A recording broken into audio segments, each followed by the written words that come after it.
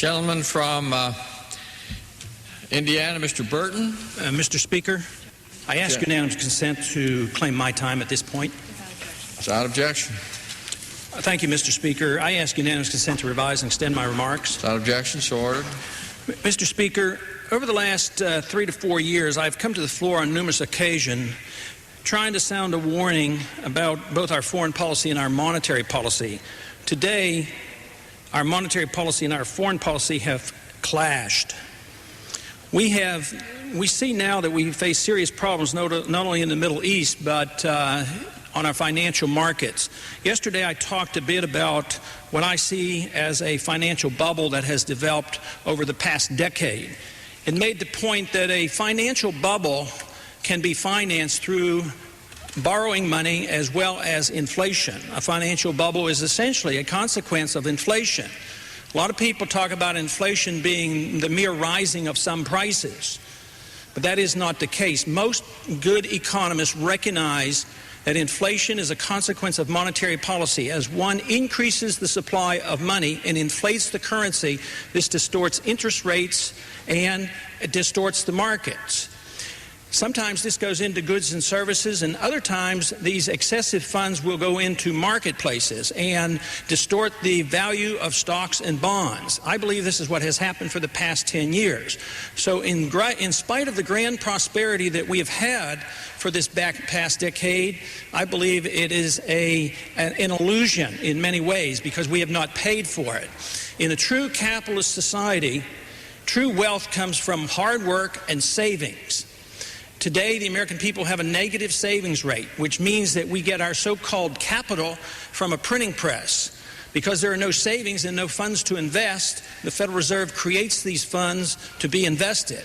And on the short term, this seems to benefit everyone. The poor like it because they seem to get welfare benefits from it, and certainly the rich like it because it motivates and stimulates their businesses. And politicians like it because it takes care of deficits and it stimulates the economy. The only problem with this is that it always ends, and it always ends badly.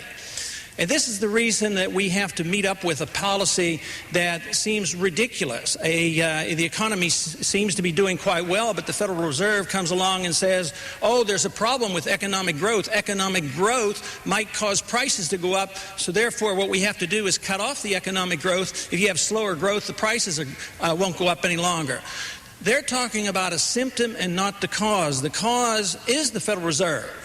The cause is the problem is the Federal Reserve has been granted authority that is unconstitutional to go and counterfeit money. And until we recognize that and deal with that, we will continue to have financial problems. We have heard that the 1990s was a different decade. It was a new era economy. Exactly what we heard throughout the decade prior to the collapse of the markets in Japan. The markets have now been down more than 50% in Japan for more than 10 years, and there's no signs of significant recovery there. Also, there were other times in our history when they talked about a new era economy. Let me read a quote. With growing optimism, they gave birth to a foolish idea called the new economic era. That notion spread over the whole country. We were assured that we were in a new period where the old laws of economics no longer applied. Herbert Hoover, in his memoirs. It is an illusion to believe that the new paradigm exists. Actually, the computer industry involves 5% of the economy. 95% is what they call the old economy.